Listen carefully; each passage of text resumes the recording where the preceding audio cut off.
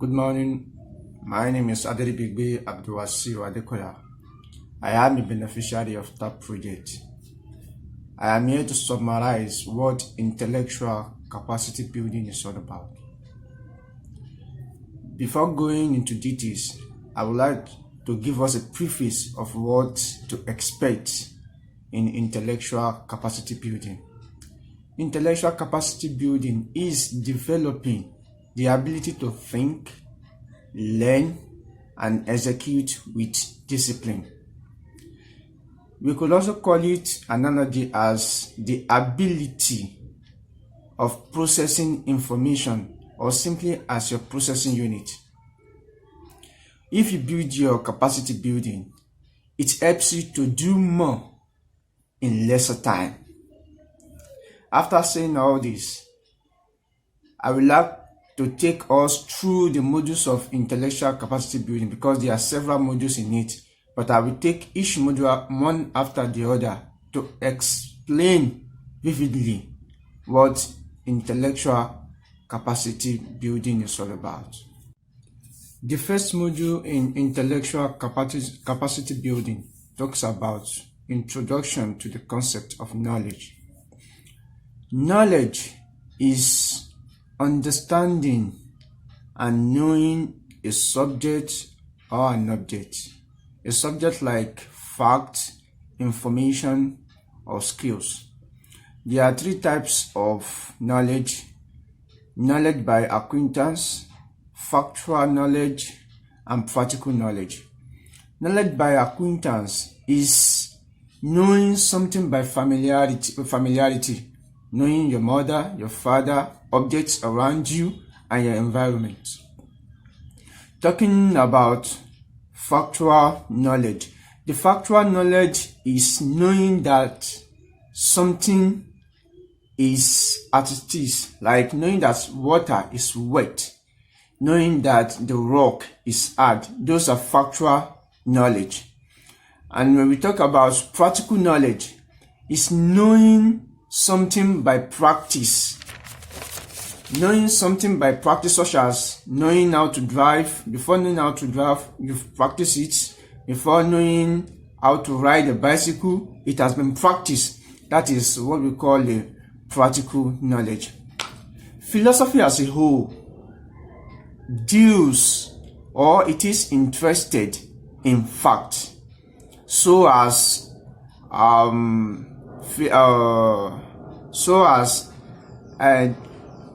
philosophy is interested in facts, epistemology is interested in fact as well. Epistemology is the study of the origin of knowledge. Epistemology is divided into two. Number one, we have empiricism and we have rationalism. Empiricism stated that knowledge is being known through experience, that you have to experience something before you know it is true. Whereby rationalism stated that knowledge is by reasoning, that you have to reason before you know something is true and not your environment, whereby empiricism says otherwise. In this module as well, we talk about skepticism, which is doubt. Skepticism is doubting a particular belief or a knowledge until you have been proven otherwise. You doubt, you know a rock is hard, but you have to doubt that how could the rock be hard unless you have been proven otherwise. There are several types of skepticism, which I will mention but a few. Number one, we have absolute skepticism, we have academic skepticism, we have limited skepticism, and we have Pyrrhonian skepticism. The absolute skepticism stated that we could know anything in any domain, that anything in any domain could be known. Whereby limited skepticism says otherwise, that you could only know everything in a particular domain and question everything other else in another domain. For example, you can know everything in the earth, but question everything in the universe as a whole. Academic skepticism talks about that we cannot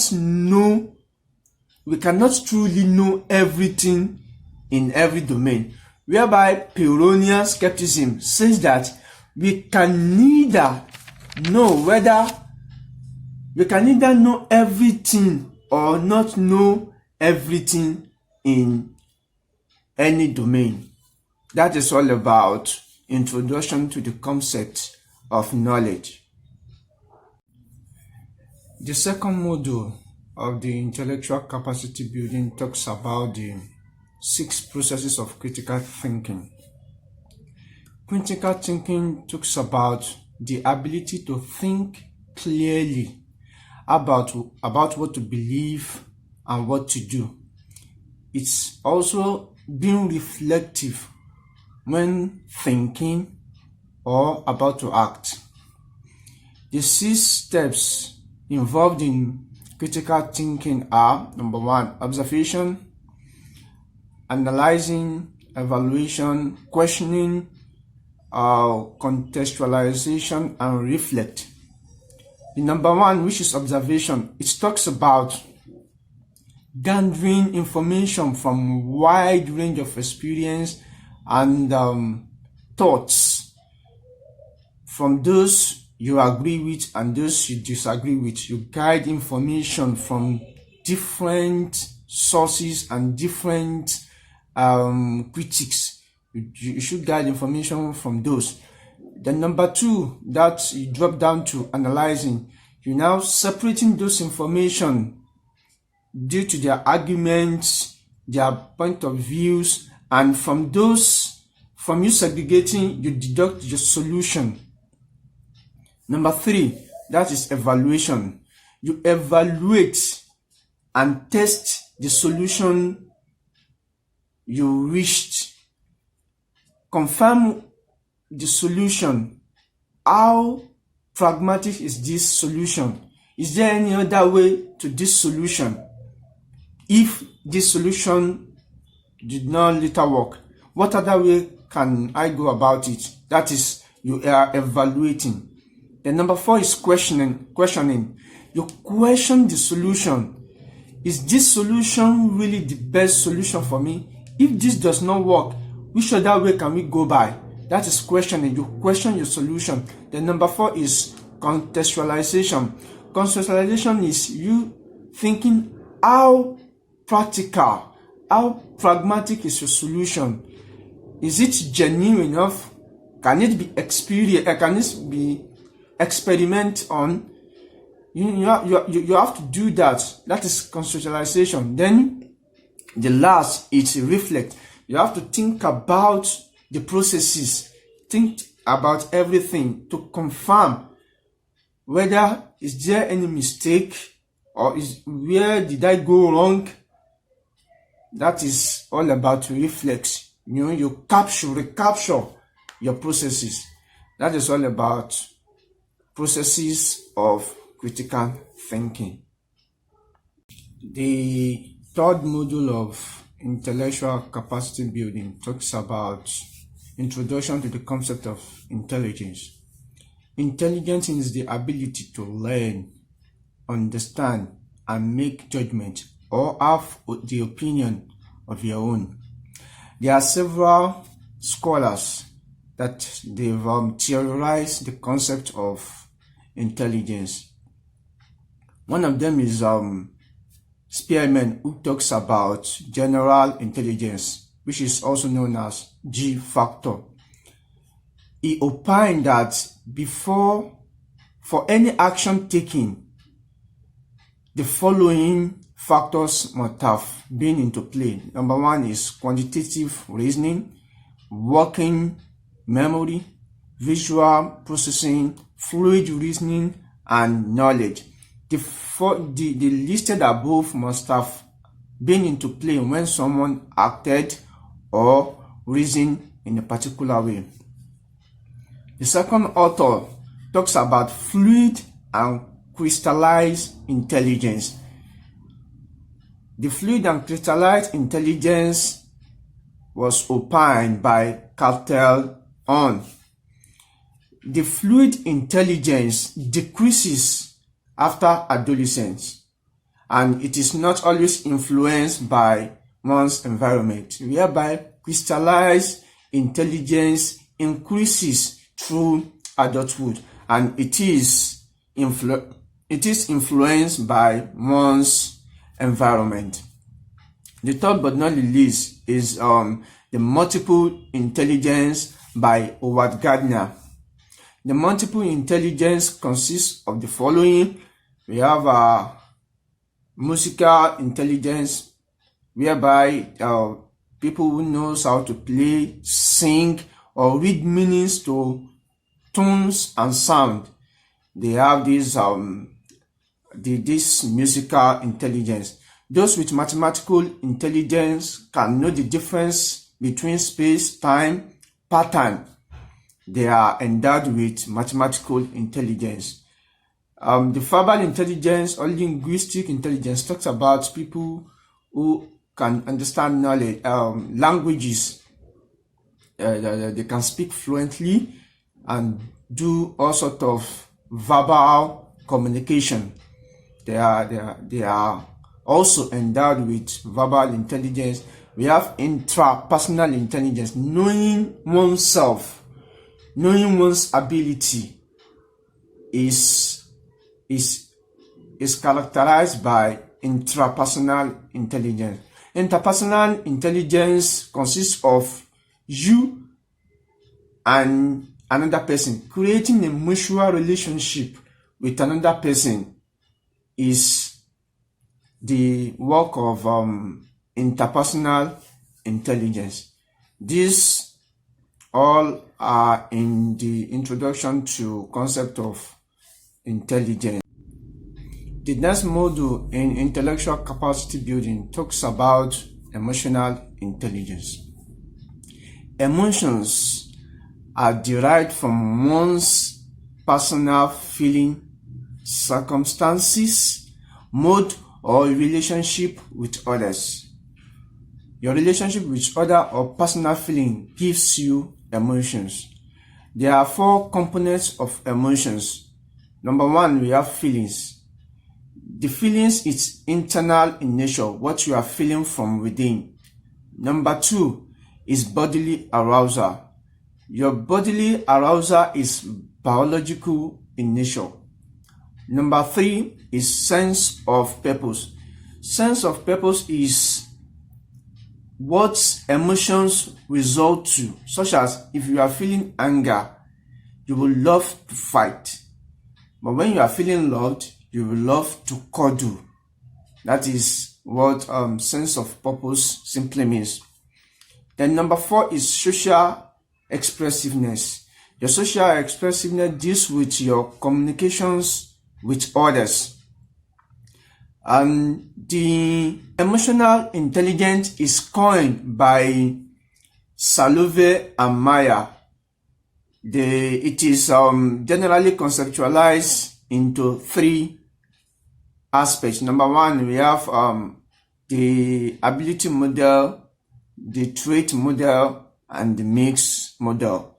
That is all about emotional intelligence. Emotional intelligence is coined by Salovey and Meyer. It is generally conceptualized into 3 aspects. Number 1, we have the ability model, the trait model, and the mix model. That is all about emotional intelligence. The next module in intellectual capacity building is Introduction to Inductive Reasoning. Inductive reasoning is logical in nature, and logic is the science of reasoning. When we are reasoning, inferences and arguments must have come into play. Inferences means drawing conclusion from premises, whereby argument comprises of the premises and conclusion. Arguments are statements. They are also statements, and statement could be declarative, it could be argumentative, it could be exclamatory, and it could be imperative. More so, in an argument, the premises implies or gives direction to the conclusion. Its premises gives support to the conclusion. Therefore, not all statements are arguments. We should be looking out for argument markers such as hence, therefore, so, consequently. If these are not in a statement, such a statement is not an argument. There are several types of inductive reasoning. We have generalized inductive reasoning, whereby, for example, somebody could say, because I have witnessed all elections that I have witnessed are being rigged, therefore all elections are rigged. That is generalized. It generalized its conclusion. We have statistical inductive reasoning. We have sample-based inductive reasoning. We have predictive inductive reasoning, whereby somebody could have witnessed few events, and by the event you have witnessed could predict and suggest that the outcome of a particular event will be this. That is you being predictive in nature. That is our predictive inductive reasoning. Not all inductive conclusions are usually true. Note, remember to use critical reasoning in reaching a conclusion when you are using inductive reasoning. The next module in intellectual capacity building talks about emotional intelligence. Emotions are derived from one's personal feeling, circumstances, mode, or relationship with others. Your relationship with other or personal feeling gives you emotions. There are 4 components of emotions. Number 1, we have feelings. The feelings is internal in nature, what you are feeling from within. Number 2 is bodily arousal. Your bodily arousal is biological in nature. Number 3 is sense of purpose. Sense of purpose is what emotions result to, such as if you are feeling anger, you will love to fight. But when you are feeling loved, you will love to cuddle. That is what sense of purpose simply means. Then number 4 is social expressiveness. Your social expressiveness deals with your communications with others. The next module on intellectual capacity building is Introduction to Deductive Reasoning. Deductive reasoning is the opposite of inductive reasoning, which simply means it generalizes and narrows it down to a specific conclusion. For example, let's say Ade is always late to everywhere. That is a statement or a premises. Now concluding that therefore Ade is always late to work. If the premises of a deductive reasoning is true, the conclusion will always be true. But that is not in inductive reasoning. Comparing both deductive and inductive reasoning. Deductive reasoning is literally more, no, it has no problem. It is less problematic, whereby inductive reasoning is more problematic. Using an example given previously, Ade is always late to everywhere. That is a deductive statement. Therefore, Ade is always late to work. If the premises is true, the conclusion will be true in deductive reasoning. But given an example in a inductive reasoning, Ade is always late to work. Therefore, Ade is always late to everywhere. If the premises of an inductive reasoning is true, the conclusion might not be true, because Ade might not be late to a party or an event or to social gathering, but he might be late to work. Probably he does not like the work or the people he's working with. That is why we say inductive reasoning, the premises might be true, whereby the conclusion might not be true. More so, both inductive and deductive reasoning really depends on evidences, and we have several types of evidences. We have the experimental evidence, we have the analogical evidence, we have the testimonial evidence, we have the argumentative evidence, and we have the statistical evidence. The direct or experimental evidences depends on fact. The premises must be factual, whereby the conclusion to give us a factual conclusion. The argumentative is relying on a previous conclusion, whereby, such as dogs bite. Yes, dogs truly bite.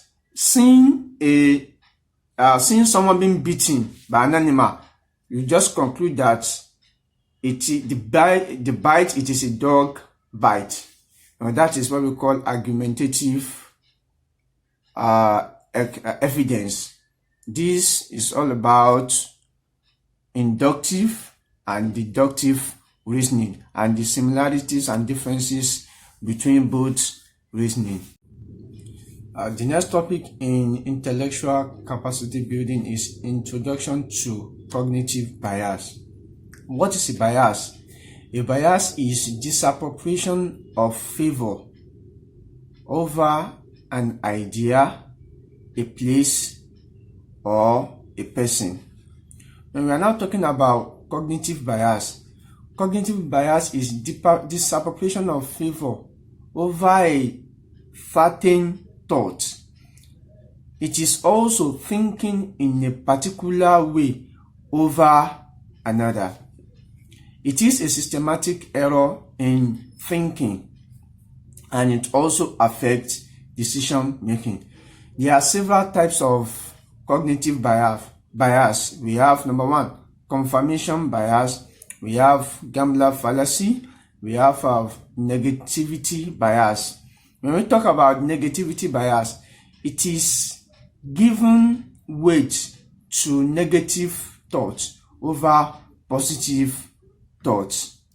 Then when we talk about confirmation bias is using previous events to judge a concurrent or current event. That's, e.g., because something has happened in the past, therefore the event or the upcoming event will surely result in what the previous event resulted to. That is all about introduction to cognitive bias. The last module in intellectual capacity building talks about general Afrocentric knowledge. When we talk about Afrocentrism, it's all about the history of Africa. its culture, its ways, its beliefs, its norms and values, among other Africa-America culture. It also talks about what we have deposited in Africa, which other countries of the world does not have. It also talks about our scholars, what they stand for, our human rights activists, such as Al-Haj Malik, who was named Malcolm X, and talking about Martin Luther King Jr. is also a vibrant and outspoken human rights activist, and it also talks about, it also clears or clarifies between what we think is right. Like people will have thought that Egypt has the oldest and the most pyramid, but this topic tells us that Sudan has the oldest pyramid and also has the most pyramid, like 100, I mean 200, over 200. This topic really opens our eyes and even taught us what African looks like before it was exploited.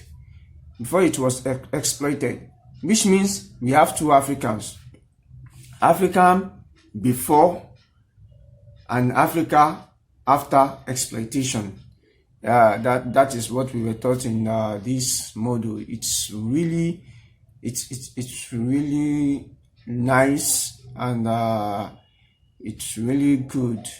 This topic is great. Conclusively, intellectual capacity building is a course which I think everybody should know, because it allows you to reason very well before you take decisions, because when decisions are taken, the consequences could be either positive or negative, and for you to reduce the probability of the consequences being negative, which means you have to reason very well, which means your intellectual capability and capacity must be very high. You mustn't be deceived with images or how issues will be presented to you. You must be able to think win-win and think beyond. This topic is really very interesting and very eye-opening. I'm really grateful and I'm really glad I am beneficiary of this great project, the August project. Thank you. I am also using this medium to say a very big thank you to the Senior Special Assistant to the President on Sustainable Development Goal, in person of Princess Dr. Adejoke Irelope Adefulire. I say a very big thank you for making this program available to all at zero cost, with all the benefits, the qualifications which is recognized both home and abroad. Everything was just given to us on a platter of gold. We say a very big thank you. Thank you so much. Really appreciate. May Almighty God keep elevating you, keep soaring higher and higher and higher. Thank you so much. And I'm also using this medium to say a very big thank you to my global director, in person of Prince Abdul Salam Ladigbulu. Thank you so much, sir. Thank you so much for your paternality. Thank you so much for bringing yourself so low to our level. Thank you so much for holding us by hand, taking us through the steps, how to go about it, the instruction, the guidance, everything. You don't even put your status first, but you put us first. You crack jokes with us. You do all sorts of things that Looking at your status, I even think, how could this person be this simple? I just pray Almighty Allah keep elevating you, keep doing you all sort of goods, all goodies of life. I pray you see them in abundance. Thank you so much. Thank you so much. We really appreciate it. God bless you.